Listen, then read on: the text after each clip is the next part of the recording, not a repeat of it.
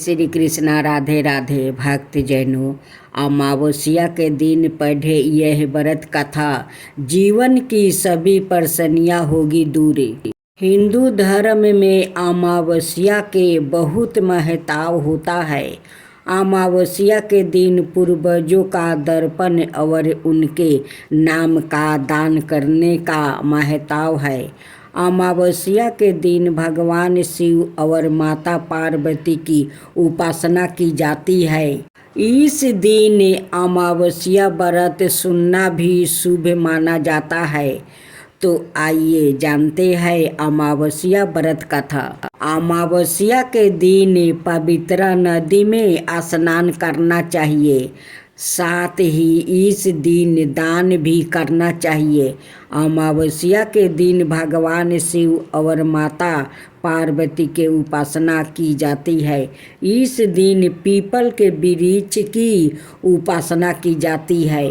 धार्मिक मान्यताओं के अनुसार पीपल के वृक्ष में देवी देवताओं का वास होता है, इसलिए इस दिन पीपल के पेड़ में जल अर्पित करने से सभी मनोकामना पूरी होती है। कहते हैं कि अमावस्या व्रत कथा का विशेष महत्व है। तो आइए सुनते हैं अमावस्या व्रत कथा। एक समय की बात है, एक ब्राह्मण अपनी पत्नी के साथ रहता था। वो दोनों ही भगवान विष्णु के बहुत बड़े भक्त थे। दोनों प्रतिदिन अपना ज़्यादातर समय भगवान के ध्यान और पूजा पाठ में बिताते थे। ब्राह्मण का घर धन धनाई से भरा हुआ था, किंतु संतान न होने के कारण वो चिंतित अत्यंत दुखी रहता था। एक दिन ब्राह्मण ने अपनी पत्नी से कहा कि मैं तपस्या करने के लिए वन में जा रहा हूँ। इसके बाद वो भगवान पर भरोसा और संतान की कामना लेकर वन में तपस्या करने के लिए वो चला गया। ब्राह्मण को कठोर तपस्या करते हुए 1 वर्ष बीत गया, लेकिन उसे फल की प्राप्ति नहीं हुई। अंत में हार मानकर ब्राह्मण ने अपने जीवन को समाप्त करने का निर्णय लिया। अपने जीवन समाप्त करने के बारे में सोचकर उसने पेड़ की डाली पर फांसी का फंदा लगा लिया और अपने गले में बांधने लगा। तभी वहाँ पर सुख अमावस्या प्रकट होकर बोली, हे ब्राह्मण, तुम्हारे भाग्य में संतान जन्म तक कोई संतान नहीं लिखा है, किंतु मैं तुम्हें 2 कन्या का वरदान देती हूँ। तुम अपनी एक कन्या का नाम अमावस्या रखना और दूसरी का नाम पूनम रख देना। तुम अपनी स्त्री से कहना कि वो 1 वर्ष तक सुख अमावस्या का व्रत रखे और अमावस्या के दिन 1 कटोरी चावल भरकर उस पर दक्षिणा रख कर दान दे दे। सुख अमावस्या की बात सुनकर ब्राह्मण घर आया और वो पूरा वृत्तांत उसने अपनी पत्नी को सुनाया। सुख अमावस्या के आदेश अनुसार ब्राह्मणी ने व्रत रखना आरंभ कर दिया। कुछ दिनों बाद ब्राह्मण के घर 2 कन्याओं ने जन्म लिया, जिसमें से एक कन्या का नाम अमावस्या और दूसरी का नाम पूनम रखा गया। जब ब्राह्मण की दोनों बेटी बड़ी हुई तो ब्राह्मण ने उनका विवाह कर दिया। बड़ी बहन अमावस्या धर्मी के परावृत्ता की थी। वो काफ़ी समय भगवान की पूजा और धर्म कर्म में व्यतीत करती थी।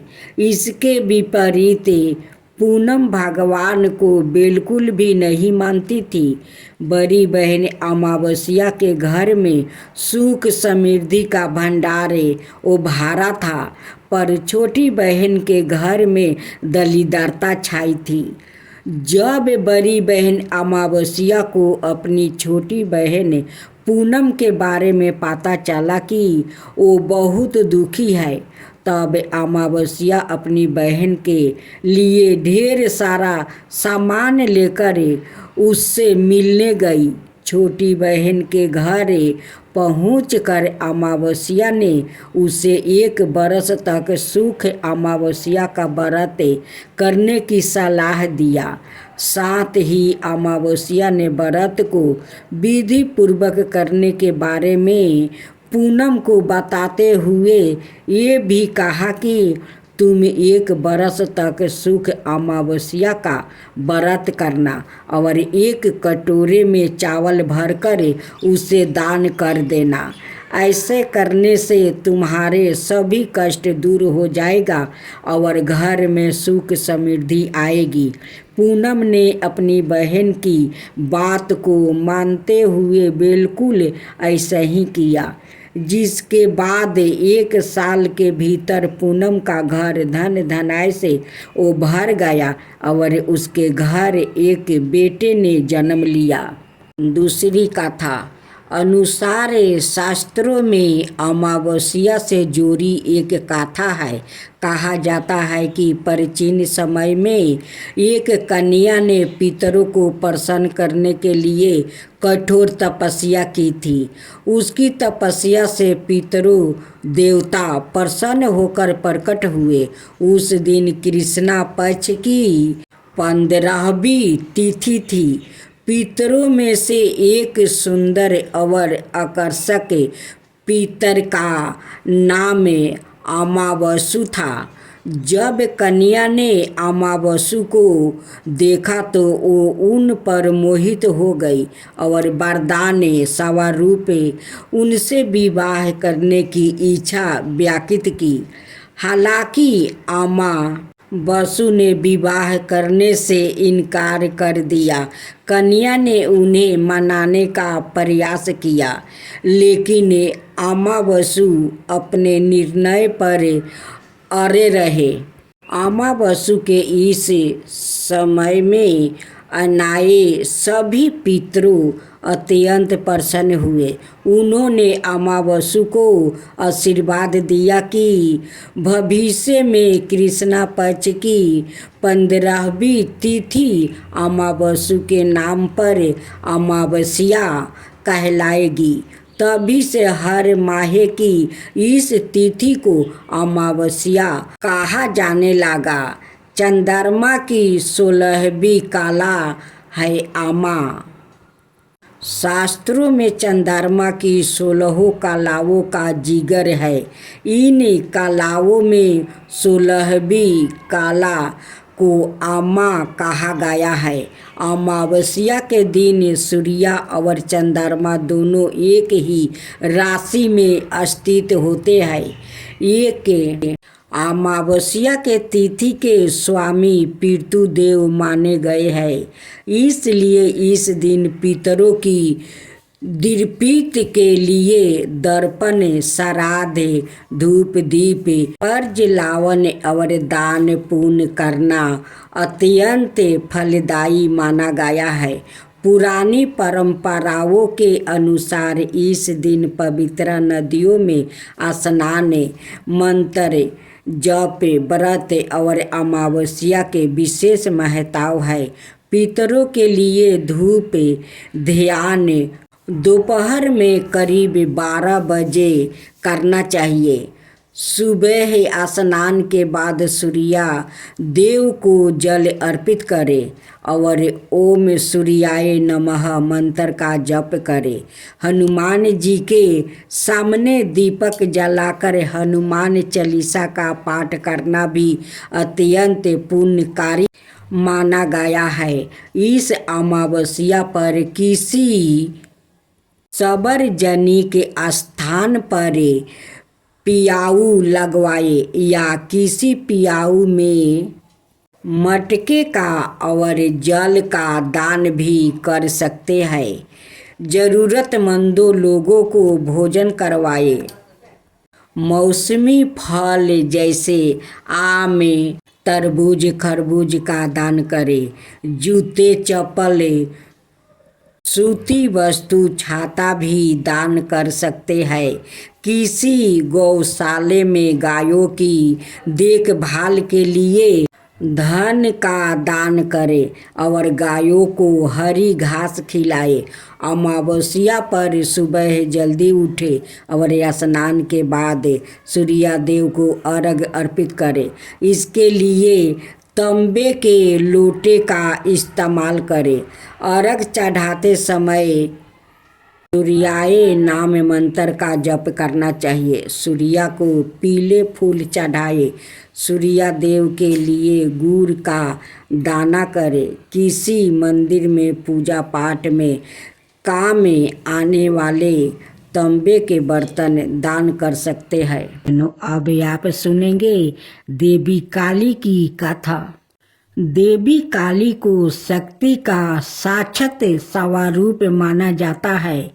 माता रानी अपने भक्तों पर दया दृष्टि रखती है, लेकिन दुष्ट और दुराचारियों पर विध्वंस भी करती है।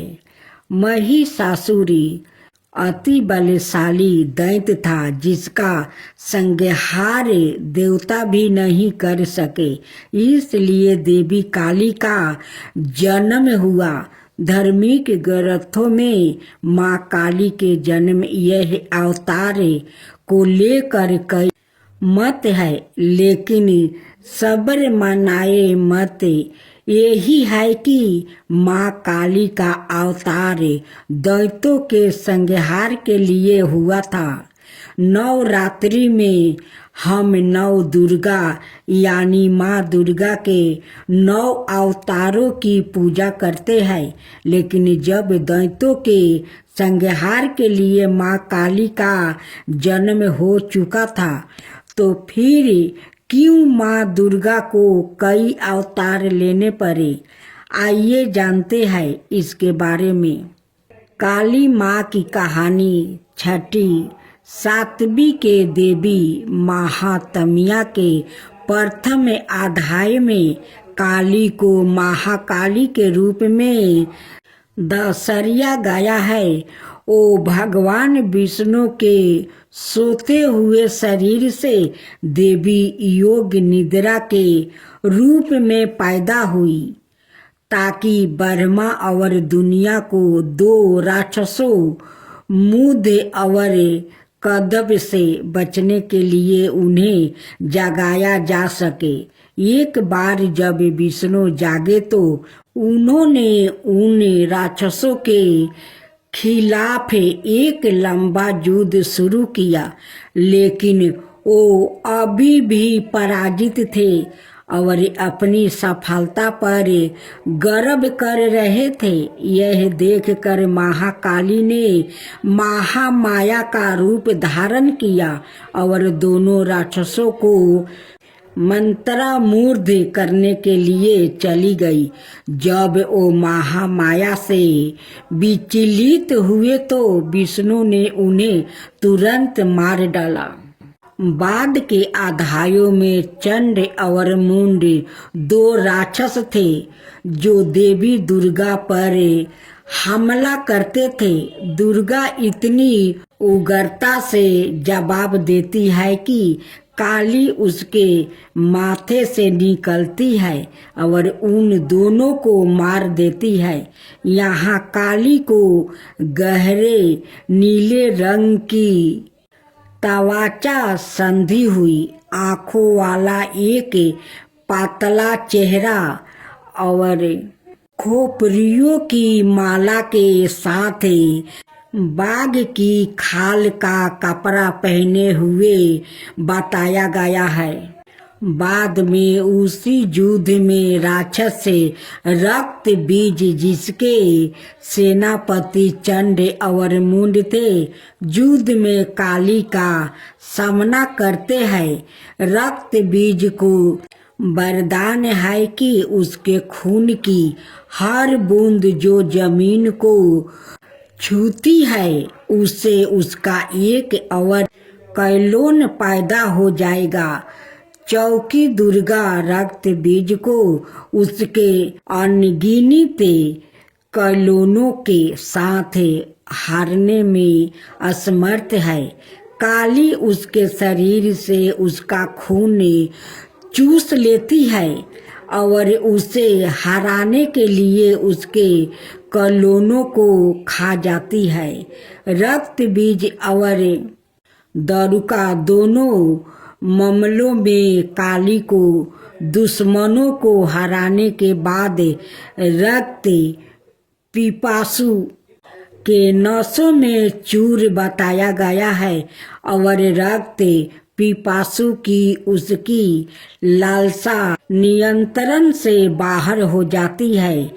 शिव को फर्श पर शांत होकर हस्तक्षेप करना पड़ता है। जब काली क्रोध में आगे बढ़ रही होती है तो वो गलती से शिव पर पैर रख देती है और उसकी जीभ बाहर निकल जाती है। वो तुरंत शांत हो जाती है और फिर से दुर्गा पार्वती में विलीन हो जाती है। युद्ध में भाग लेने के बाद शिव ने पार्वती को काली काली तवाचा वाली कहकर चिढ़ाए। पार्वती बहुत आहत हुई और योग योग तक तपस्या करना शुरू कर दिया, जब तक कि उन्होंने अपना काला रंग नहीं खो देती है, इसे त्याग नहीं दिया और गौरी सुनहरी तवाचा वाली देवी नहीं बन गई। उसका छिपा हुआ अंधकारमय अवतारण कोशिकी बन जाता है, जो क्रोधित होने पर काली बन जाता है। काली पूजा उत्सव देवी काली को समर्पित है और विशेष रूप से पश्चिम बंगाल, ओडिशा और असम के भारतीय क्षेत्र में मनाया जाता है। यह हिंदू कैलेंडर के हर महीने में अमावस्या के दिन मनाया जाता है। यह दीपावली के बाद शुरुआत होता है और दिनों तक चलता है। चौकी देवी काली महाविद्याओं में प्रमुख है। उनमें से प्रत्येक का काली पूजा से पहले अवतार का एक दिन होता है। काली माँ को फलों का प्रसाद बंगाल में खिचड़ी भोग के साथ निरामिष अर्थात बिना प्याज या लहसुन का मटन, मछली, करी, पायस, मिठाई और भाजा गहरे तेले हुए पकौड़े चढ़ाया जाता है। कुछ स्थानों पर प्रसाद के रूप में शराब भी चढ़ाई जाती है। अनुभवी पंडितों का कहना है कि लोग रात भर पंडालों में आते हैं और दिन की तुलना में रात में भीड़ बढ़ जाती है। पूजा आश्चर्यजनक रोशनी, प्रकाश और धावनी सो काली पूजा से पहले प्रत्येक दिन मनाए जाने वाले महाविद्याओं के अवतार और अंतिम महाविद्या कमलात्मिका के अवतार, जिसे कमलात्मिका जयंती के रूप में मनाया जाता है, दिवाली के दिन पड़ने के कारण उन्हें अक्सर तांत्रिक लक्ष्मी के रूप में माना जाता है। इसके कारण और इस के कारण कि लक्ष्मी को विष्णु की पत्नी के रूप में माना जाता है। उसके बाद इसे लाल गुलहल के फूलों और गुलहल की माला से सजाया जाता है, जो उनका पसंदीदा फूल माना जाता है। फिर काली पूजा पंडालों में काली मंत्रों और भजनों की मदद से की जाती है। उनकी प्रार्थना की जाती है और उनकी दिव्यता का आहन किया जाता है। यदि पूजा घर पर आयोजित की जा रही है तो मंदिर काली पूजा की पूजा सेवा प्रदान करता है। जहाँ भक्त की ओर से पूजा आयोजित की जाती है, मंदिर के पंडितों के पास पूजा के लिए सारी सामग्री तैयार है और भक्तों को बस कुछ निराशों का पालन करना है। जो मंदिर द्वारे इसमें